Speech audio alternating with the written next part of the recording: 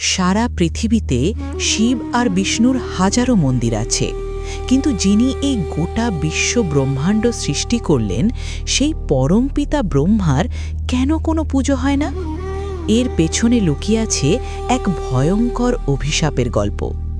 শিবপুরাণ অনুসারে একবার ব্রহ্মা এবং বিষ্ণুর মধ্যে বিবাদ বাধে। তাদের মধ্যে কে শ্রেষ্ঠ? এই বিবাদ মেটাতে মহাদেব তাদের সামনে এক বিশাল অন্তহীন আগুনের স্তম্ভ বা জ্যোতির্লিঙ্গের রূপ ধারণ করেন। তিনি শর্ত দেন যে এর শেষ প্রান্ত খুঁজে পাবে সেই শ্রেষ্ঠ। বিষ্ণু বরাহ রূপ ধরে নিচে পাতালে যান, কিন্তু শেষ না পেয়ে নিজের সততার সাথে নিজের হার স্বীকার করেন।